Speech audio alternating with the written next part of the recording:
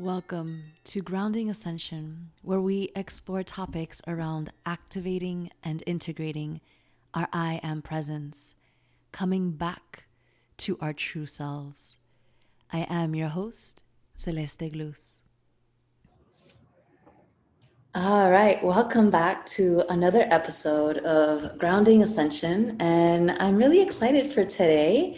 I have a special host with me. Her name is Linda Hamilton, and I brought her on specifically because there's going to be a really exciting workshop coming up in October all about Amrita. So the conversation today is going to be about the sexual force, about Amrita, about how this is so important for women to first understand and commune with, and then to just really open up an avenue to explore within our lives and what this could look like for us. So I'm really excited for our conversation today.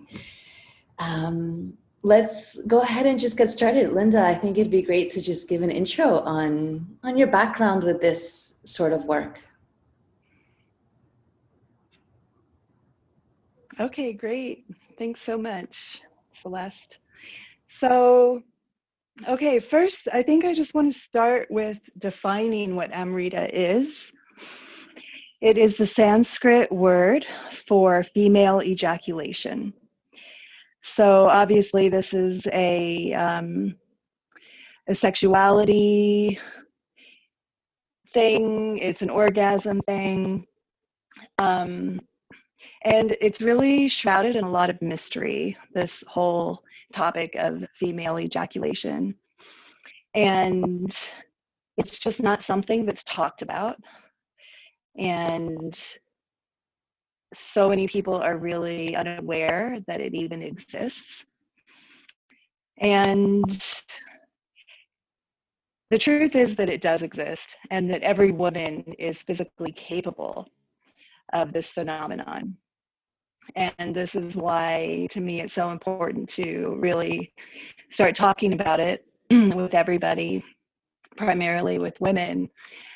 How I first came into exploring this topic was through my work with pregnant women. So I've been working with pregnant women with their birth experience and breastfeeding and all things pregnancy and baby for quite some time now. And over the years, it became really apparent to me that our sexuality is a big key in our birthing. All of the same as far as anatomy, physiology, chemicals, hormones, everything is the same in the state of orgasm as it is in a laboring and birthing state.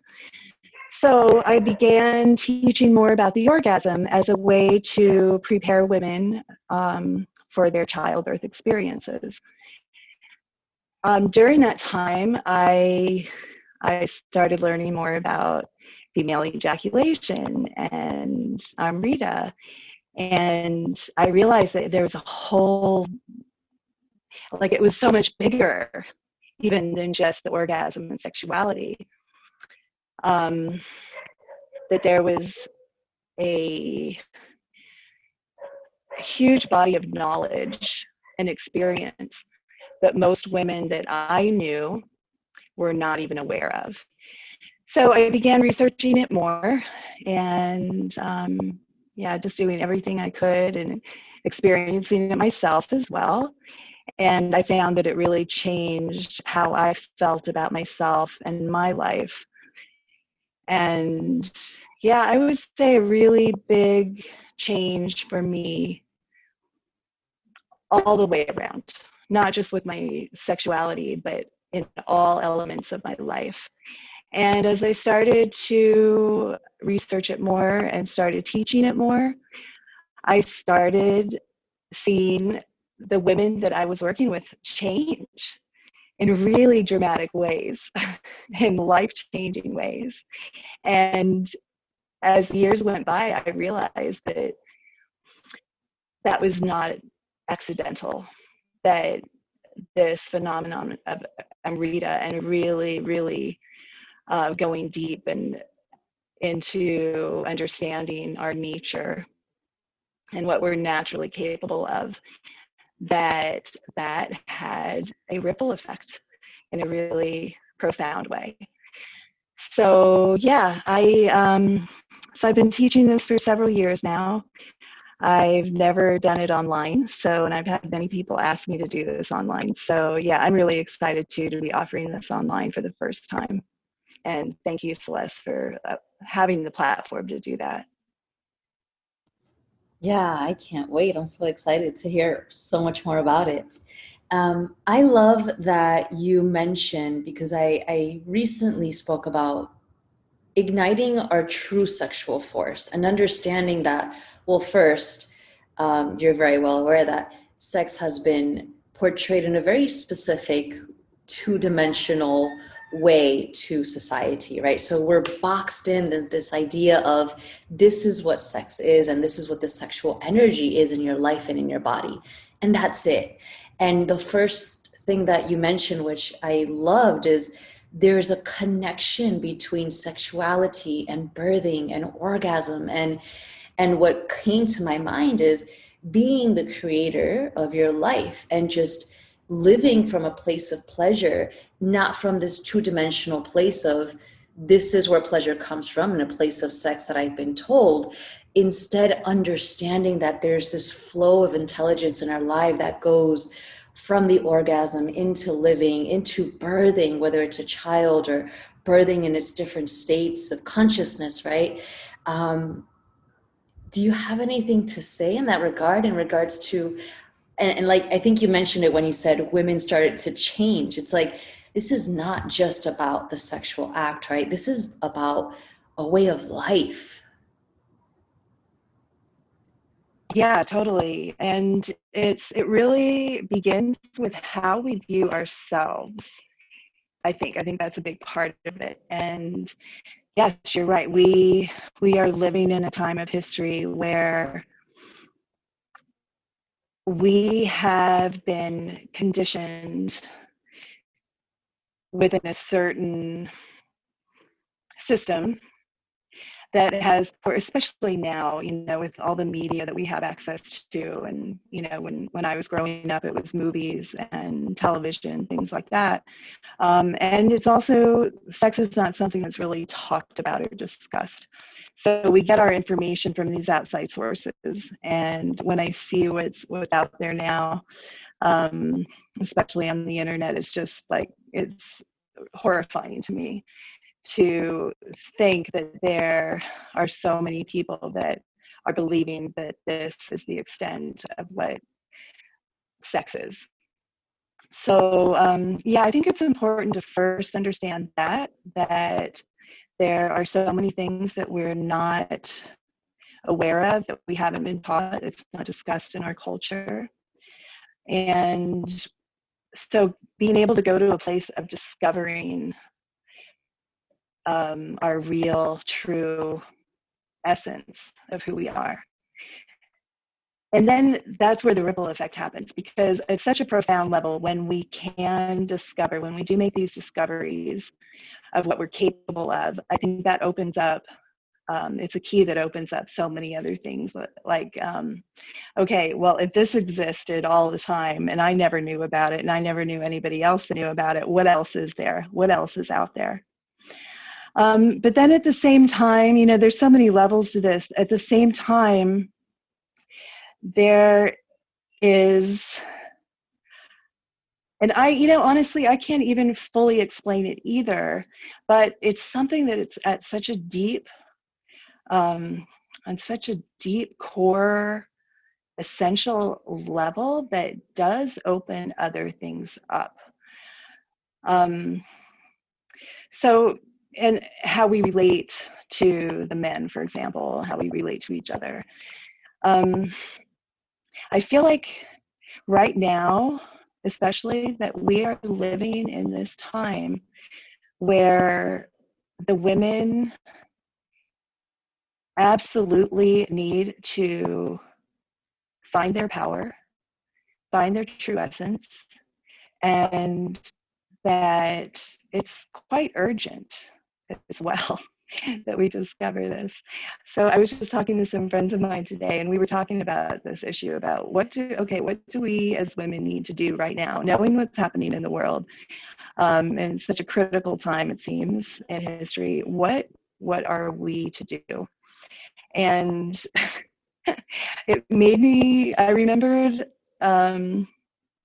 A time in my life when my kids, so I have 7 kids, and this was a time when 3 of my boys were in their late teens, early 20s, and they used to have parties at my house, all the time. And I had smaller children and even babies at some of those times.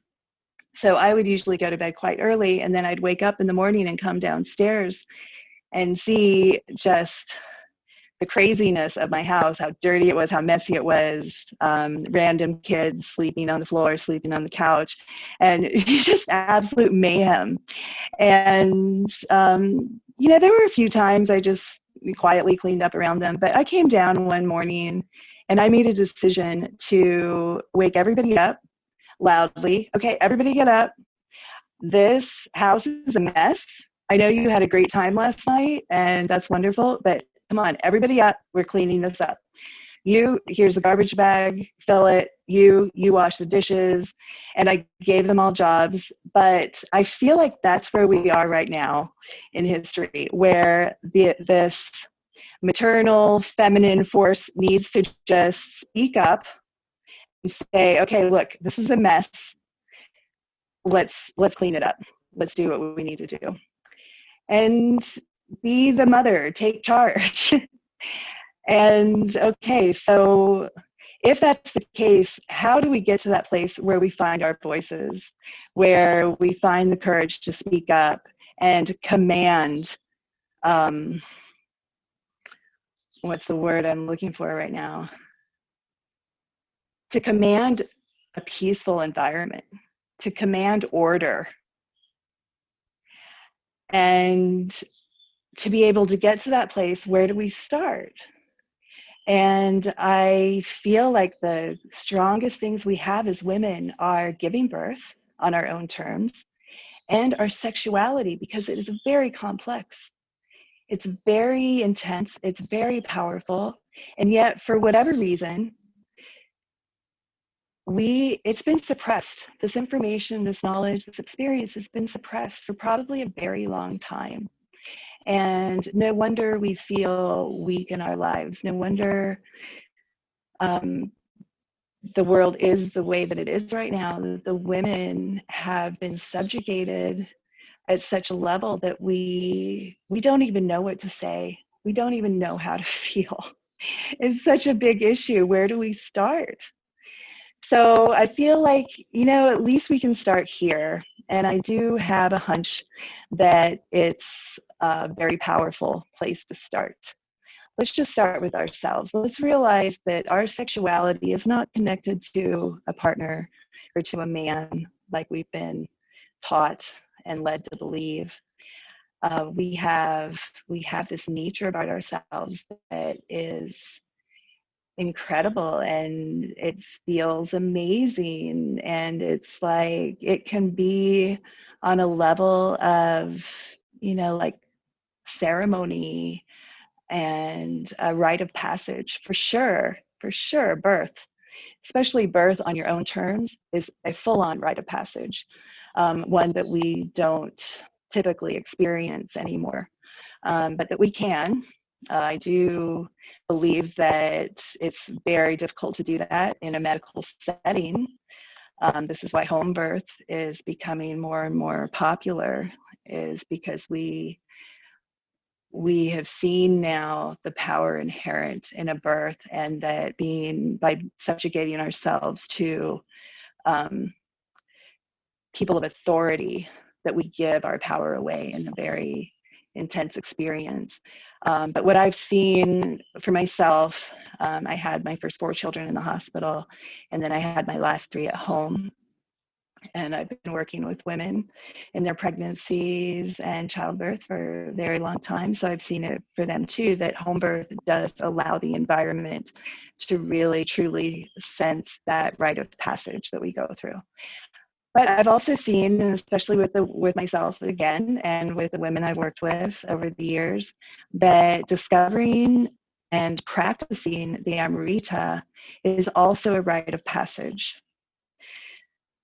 So if we think about what a rite of passage looks like, I might think of the first thing that comes to my mind would be, like a 13-year-old boy who is now introduced to the tribe as a man now, and he's sent off to the wilderness for a week to survive, and different things like that. It's a life-changing thing. Well, you could break it down on a very superficial level and say, well, okay, how is that? What does that really teach him, or what knowledge is he going to have by having this experience? And what the answer is of course, it's such an intense experience that it changes who they are, and they're able to go to the next level of um, evolution, really. And so this phenomenon of rite of passage has really been eliminated too in our modern culture. So yeah, that's how I see both birth and the orgasm. A true full orgasm. This is the other thing that we will be talking about in the workshop, that we've come to believe that an orgasm is this, and it fits, like you said, into a tiny little box.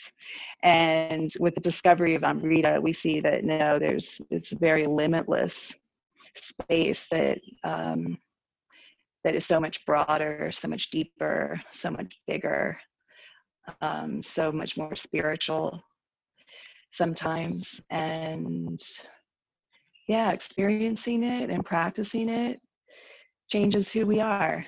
And so yeah, I think it's a starting point to the end game, to the bigger picture. I think it's a really good place to start. And it's fun.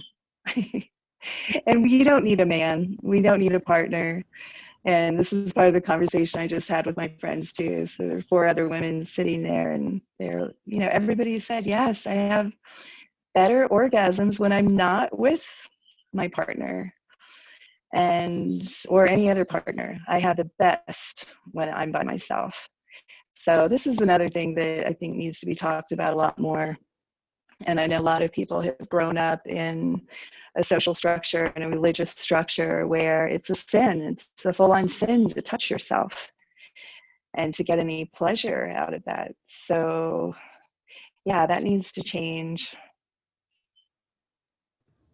Yeah, this opens up so many deep conversations about our human psyche, right? It's like, again, it's going Yeah. so much further past what sexuality has been sold as to be, and realizing that, like you said, it's been stripped away from us in a very meticulous and very specific way, right? And we can see why. Many of us can see why. And so specifically, and this is not ever a conversation about men against women, but specifically stripping away the sexual force of the woman and her ability to connect to herself. And even, like you said, making it a rite of passage between you and you.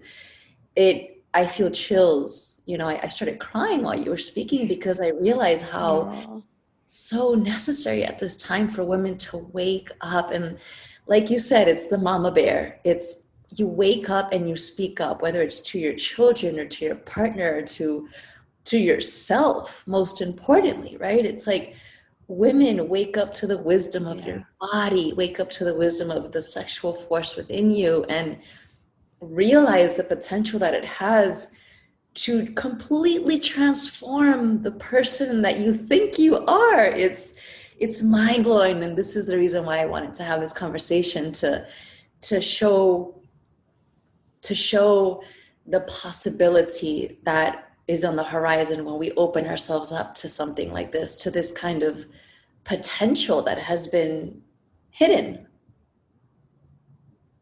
Mm, yeah, beautiful. Yeah, it really is very mysterious because nobody knows what's going to happen at this point. And there's a lot of people that are very scared, a lot of people that are very angry. There's, it's mayhem. It's coming downstairs the morning after the party. It's just out of control at this point. So I have hope. I've seen it over the years now. I'll be 56 in a few weeks. So I've seen a lot of things change in that short amount of time. And as far as women waking up and understanding more and wanting more and not being willing to put up with things anymore that maybe our mothers or grandmothers didn't have a choice whether they put up with it or not. But we're making that happen. We're making huge changes. And yeah, so I'm hopeful, and I am choosing to embrace the mystery of what's to come. And I love the parallel is that when we begin to explore the Amrita, that it is a full-on arena of mystery, of going to a place that we haven't been before, feeling things that we haven't felt before. And it's all safe, and it's all good, and it's all beautiful, and it feels amazing. And I do hope, as I know many of us do right now, that that is the future that we're looking towards, is one of where we feel safe and at peace and pleasure and connection. Yeah, because if you give a human back those things, then we wouldn't be in this absolute rage, right? And depression and addictions. And one of the things that I'm seeing in my work is that there's such a deep connection between the repressed sexual energy in our bodies and our lives, whether that was through childhood experiences or whatever it is that we grew up with, and the addictions in our society, whether that's addiction to food or alcohol or sex or drugs or behavioral patterns, right? Addiction to working out, addiction, there's just so Mm, much subconscious manipulation because the sexual desire and the force has been put into a box and repressed and hidden and misunderstood, right? So it's like behind the box, behind the yeah, chain. right. And I'm seeing that there's a parallel in our Yeah, full on. and in the way that women are in relationship with their partners. There's like all this repressed anger and depression and frustration, and when you get down to the bottom of it, I'm seeing that it's just a lot of misunderstood and repressed sexual energy.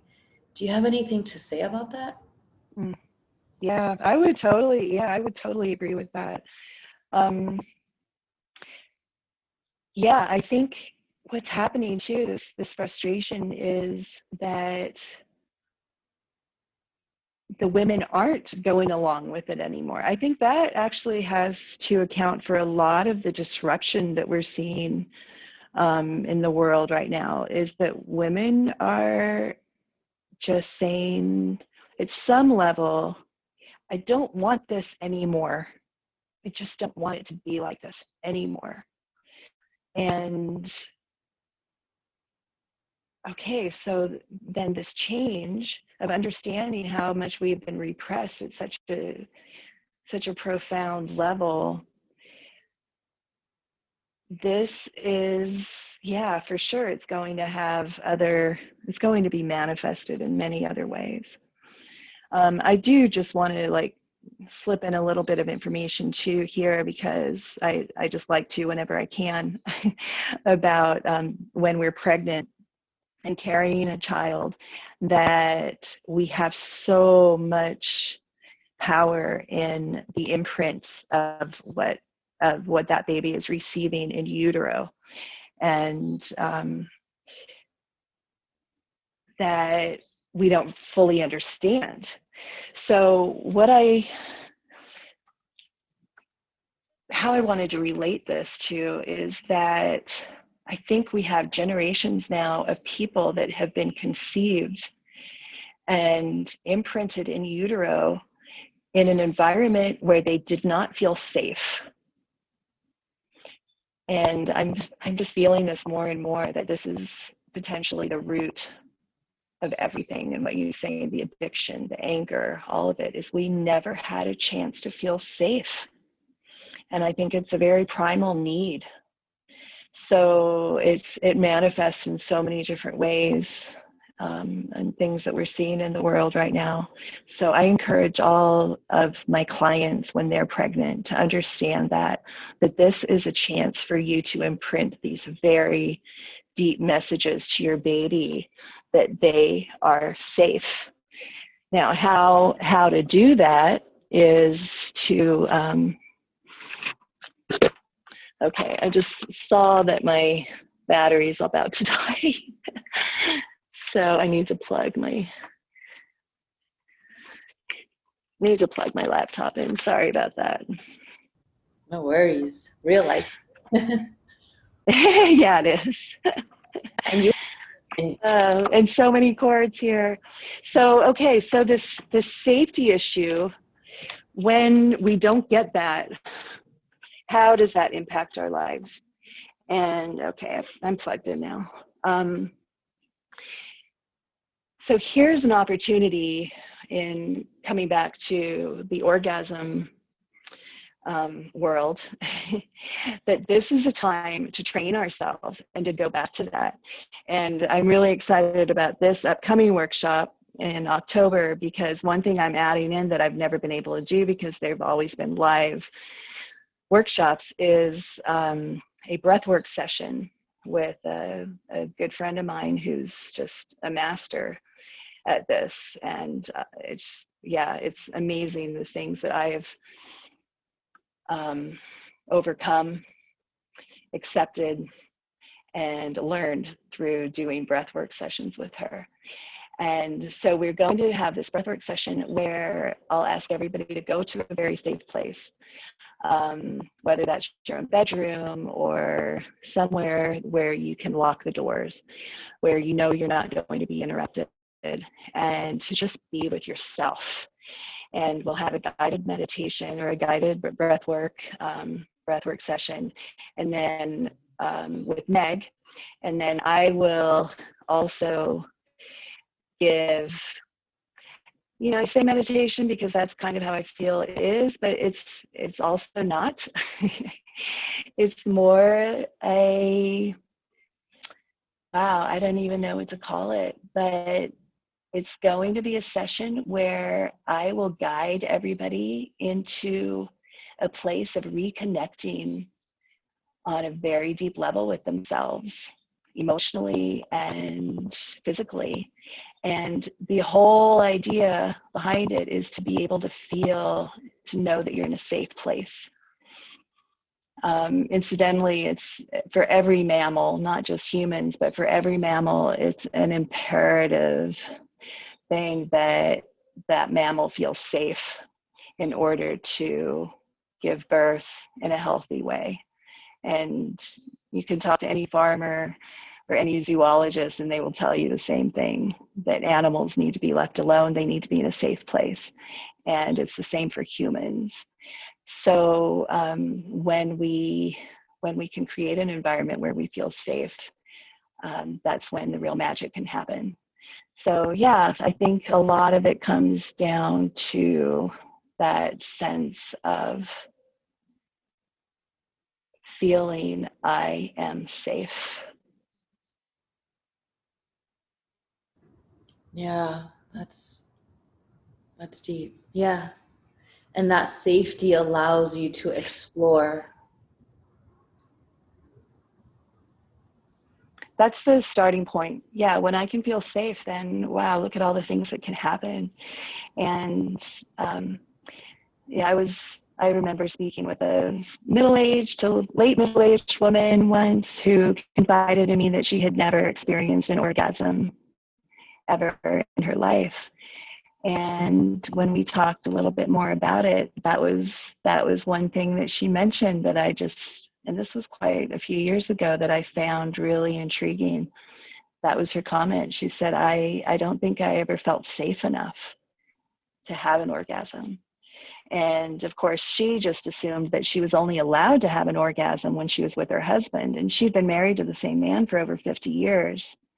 That was the only forum that she was allowed to have an orgasm in, was with her husband, and that she never felt safe enough to have one. So when I asked her about, well, did you ever think about having one just on your own? She just laughed and laughed like, oh no, I would never. But yeah, so this is what we're dealing with now. But yeah, that feeling of safety is so important on so many levels. So at least we can start with this. This is a good starting point where we can explore our orgasm alone in a safe place, and it doesn't cost anything. Anybody can do it. It's very accessible and so powerful and fun. Yeah, it sounds like we are literally rewriting the patterns of human ancestry just by doing this practice. Yeah, Can you speak a little bit yeah. on the difference between the typical orgasm that people might hear about and Rita specifically? Yeah. Okay, so let's just take what I think most of us perceive as what is an orgasm for a woman. And it's so interesting that so much of our reality has been male dominated. So when you see the movies, or I do not watch pornography. I think I started to watch one thing once and I didn't want to keep doing it, so I almost feel like I should, so I can speak more intelligently into this. But at the same time, I really just don't. So but what my suspicion is in that realm, as well as what we, the movies and the different things that we do see, is that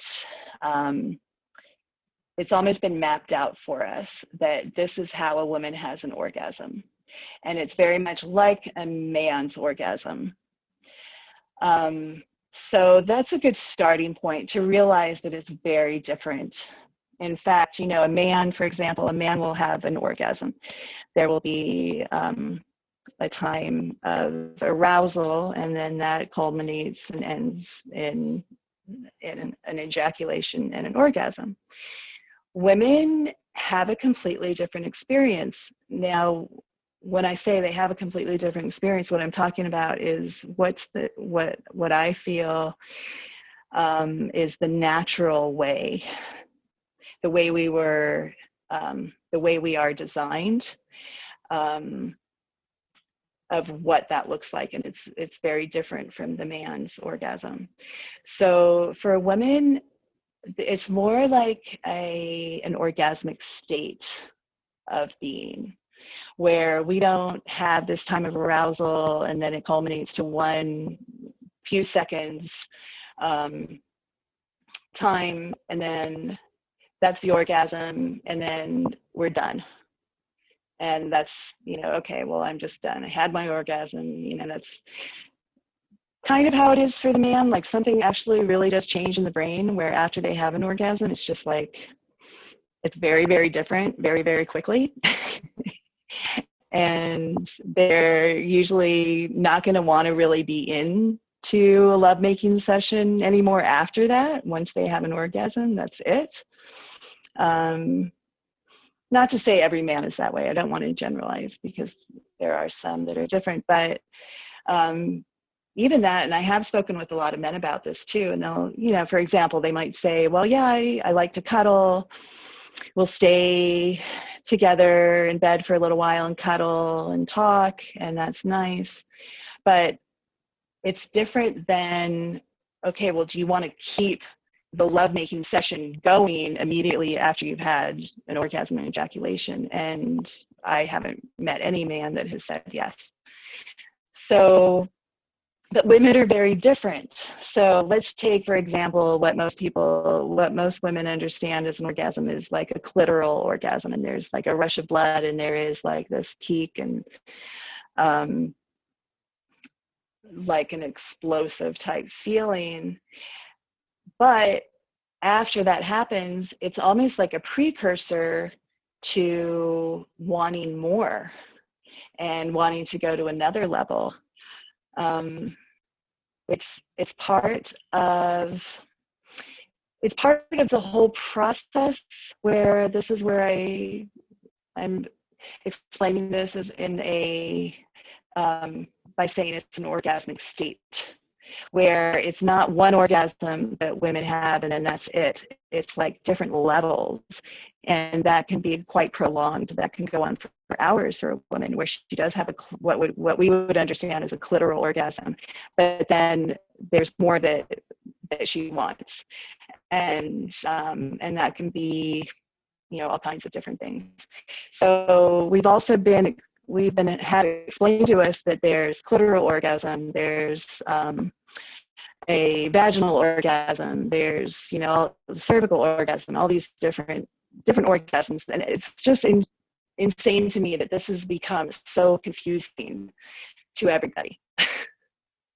So if there's one thing I really want to do is just change the story on all of this. And okay, let's have women actually define, because again, most of our sexuality biologically and research information that we have was all created by men. So let's have all the women come together and pool our data and start telling the true story of what really happens when we are sexually aroused. So one way we can understand that is that how we have been led to believe that all these different orgasms, that it's really all about the clitoris, yet we don't understand, most of us anyway, that the clitoris is much bigger than what we believe it to be. Most people think it's just a very small part close to the urethra, and that this is the place. What the truth is that it's the whole organ, and it's actually much bigger, but most of it is on the inside and close to the vaginal walls. So when we talk about the G spot, which I like to refer to as the sacred spot, that is very closely connected to the clitoris. And so it's all really different sensations of the same area. And when we can understand that, it just helps to understand, well, how does the whole thing work? And this is where the Amrita comes into play, that the Amrita is part of the orgasm state of being. When a woman ejaculates, again, it's not like a man's. It's not like she'll have the ejaculation, she'll experience the Amrita, and then it's all over for her. It's done. She feels satisfied. Again, it's something that continues to build and build, and there can be a release of Amrita 1 minute, and then 5-10 minutes later, there's what you would feel as a clitoral orgasm, but then that just leads to another release of Amrita, and it can just go on like that in circles and cycles. And yeah, it's not one short event, I guess, is the bottom line of that. It's much more complex, much more different than what we've been led to believe. And you know, it makes sense, because when we think of the physiological nature of a woman's sex organs compared to a male's sex organs, they're very different. So it's easy for us to understand, okay, well, it can be different because this is obviously very different. So I can understand, I can see that it could be different. Keep in mind too that part of the programming that we've had is in our sexuality is that our goal is to satisfy the man. It's very man-centered. And this is why, you know, so many women will fake an orgasm to make the guy feel good that he was good at that. So once we can feel safe enough to not do that anymore, and yes, be in connection with your partner, that's awesome, but you as a woman are a big part of that too, in being genuine and being real and feeling safe enough to really explore explore your sexuality on a deeper level. Yeah, I love all of that. When you were saying the energetics, I guess you could say, of how the orgasm looks for each individual, right? Yeah, the man you would think of as linear, it's just up and down. Whereas the woman, it's like this Fibonacci swirl that always represents the womb of the woman, right? It's like it's just never ending. It grows Yeah. upon itself and it's unfolding, right? So I love that you mentioned that it's a state of being. Um, and you know, this whole thing, which I've read a lot about, where there is this pressure because of X, Y, and Z Hollywood media, the way we've grown up, that there's this show to put on specifically for women. And I think a lot of this about coming back to our sexuality, coming back to our empowerment, coming back to our true essence, I feel this conversation is more about than anything else, and feeling safe, is that we get to be present with ourselves. We get to find out what feels good to our body and to our being. And that does require us to be in a place of safety, and requires us to take off the show, right? To realize that this is first and foremost a sacred act of presence and exploration. And then that can be Mm. either done with ourselves or with a partner, but to really allow ourselves to get curious about what this can look like for us, and then how it can affect our whole life. Yeah, exactly. Yeah, Yeah, I love completely. this. Yeah, stepping into the mystery. Yeah, and I have found also a big correlation with women being able to allow themselves to explore into this kind of work, and and heal so many parts of their womb, whether physically, energetically, spiritually. There's so much happening with women, and again, we can say that there is, you know, this program or this need to control the womb of society, of the world, through whether it's surgery or Mm. birth control, or the way that women give births, right? Like there's so many angles that um, are trying to control the actual womb. And I think that this energetically is causing a lot of disharmony, dis-ease, not wellness, unwellness, right, of the womb. And so the more that women are exposed to this, the more they allow themselves to explore, the more we see a rise of the self-healing of the womb space, whether physically, emotionally, spiritually. It's profound. Yeah, for sure. Mm. Yeah. Yeah, Well, I love this. I there's so much healing. It's go for it. okay. Um, yeah, I wanted to say that with this time that I've been teaching this workshop, there that is another element of it that I didn't mention before that is really very common and very deep. Um, you know, I've had women tell me that they take the workshop, they go home, they start doing the homework. Incidentally, in the workshop, I do give about a half of it of a step-by-step instruction method of how to achieve Amrita. So it's a very practical session as well. So I have had women come back to me later and say, so I started practicing this, and I all there's so many different reactions that women have had. One thing that's happened a lot is they get very sick, physically sick, in different ways.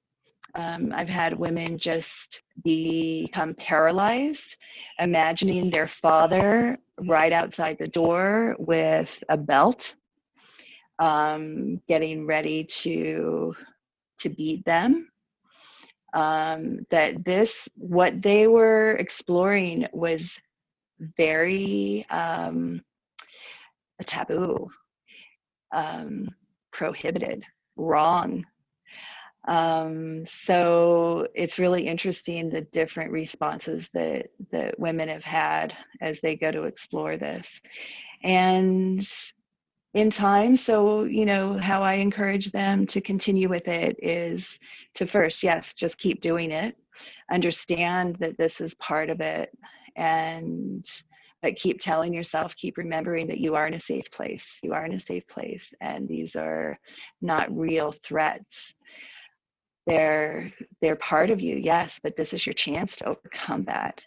And so the responses that I've received over the years, sometimes I got a message the other day. She said it was 3 years ago that I took your workshop, but it was just last weekend that I was finally able to really experience Amrita, that there was such a block for her all of those years. And in that same message, she said, so much has changed for me now that I was able to.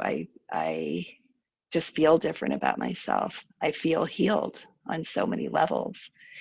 So yeah, the healing, I think this is an amazing opportunity to heal things that we wouldn't necessarily really be able to tap into without going on such a deep level into this with our on a physical level, on an emotional level, on a spiritual level. That it's almost like a shortcut, I guess I want to say, a shortcut to healing some really deep things. Yeah, talk about the definition of sexual healing, right? I mean, to use the force of life, sexual force, to be able to allow these things to just come up for us naturally. And when you say that one of the reactions of women is that they can get sick, do you think that this is like a detoxification of the body? Mm. Well, yeah, I never thought about it that way, but sure. Yeah. Yeah, for sure. Yeah, I Of see course, that that makes sense. with deep detox through fasting or through any kind of detoxification, the first thing that the body does is, it pours out the toxins, and we think toxins are just chemicals or food. And in reality, the toxins behind emotions and history and ancestral lineage are so deep, right? Like the psychosomatics of our body, that when we begin to release that, we're releasing generational Mm, information. Imagine that's only normal for the body to first get sick and then be able to release so much, which is mind blowing. yeah, yeah, definitely. Yeah. Can you Yeah, some all other makes sense. Yeah, before we wrap up, can you share some other reactions that women have had? Because I know, Yeah, yeah. Well, I guess the most common one that I've had is that women end up, so many of them, leaving their husbands and partners.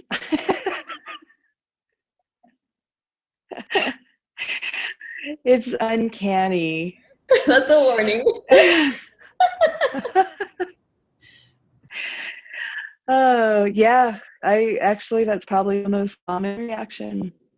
And I would say to the point, almost like of those that I'm able to stay in touch with that have attended my workshops, I would say like 30% within a year. And a lot of them will say, I've had several say, yes, I know for a fact that when I started really diving deep into the Amrita and practicing that was why. I know that was the catalyst. But I've had other women say, I don't know what happened, but it was, yeah, the time after I took the workshop that I woke up one day and realized that I didn't want to do this anymore. and that there was more for me, and that I was limiting myself on so many levels by remaining in this partnership. And I just didn't want to do it anymore. And it's funny because I it's usually a story like that. It's not typical that I hear that there was a lot of aggression or, a violent breakup. What I hear more from women was, I just realized I was done with that relationship. And, and we had talked about this before when you and I did a session before. I think that's one of the most powerful things that we can do as women right now, too, is realize that not only is it okay to be alone in life, but it can be amazing.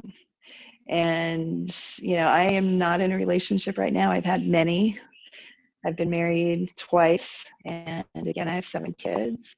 And I am not in a relationship right now. And I do have a daughter.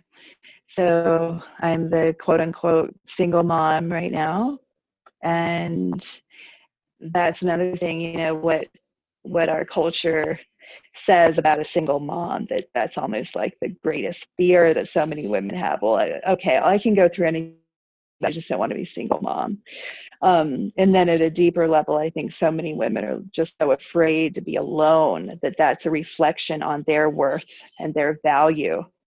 And I think it's a huge message that I would like to get out to people, is that I can say for myself, at least I can tell my story and say that being alone, not being in a partnership, even being a single mother, I feel happier, more fulfilled in my life than I ever did before. And it's really nice. It's so nice. So once we can drop that fear of being alone, I mean, just that changes so much for us. So yeah, the typical story that I hear from these women is that just they realized that they didn't want that anymore. And when they didn't have that fear of being alone looming over them, okay, well, I don't really feel satisfied. I don't like how this relationship is. I feel, I have a hunch that there's something more. But what so many women do, I think, is that fear of being alone keeps them in a state of compromise, and not in a good way, where they compromise their soul even to continue to live a life that they're not thriving in. So yeah, once we can lose that fear, we can go in and out of relationships, I think, in a really healthy way. Where, look, I'm in partnership with you right now, not because I don't want to be alone, but because I feel like I thrive when I'm with you. And then when it comes to a time where you don't feel that anymore, okay, well, we had our time together and that was great, but I don't feel it anymore, that I want to continue this. And to be able to have that flexibility to of independence and being able to step in and out, as you feel that it should be, rather than feeling confined out of a place of fear. Yeah, talk about true empowerment, right? When you come to a place of full acceptance and your cup is simply full. And that's just the power of love, the power of truth, you know? That's amazing. That is Mm. so beautiful. Yeah, I love it. Well, I cannot wait for this workshop. I am so excited. I think you gave us a ton of insight as to what it's like. It's very practical. The breath work sounds incredible. Yeah, it's amazing. Do you want to add any final thoughts before we close this up about anything? Amrita, the workshop, you, anything? Um, yeah, I think more than anything, what I would like to say is that we are on the precipice of incredible change. and to understand that the power that we have as women, and we can see that power in the level that we are able to create life and grow life and sustain life with our own bodies. How huge that is. And we are quite literally the creators. So, what I'd like to say today is let's just take that to another level now and see what we can create together. Yeah, it's time. Oof, I love it. What a perfect way to close this episode off. I'm so excited and it's an honor to be doing this together. So thank you so much. That is so inspiring and empowering and so beautiful.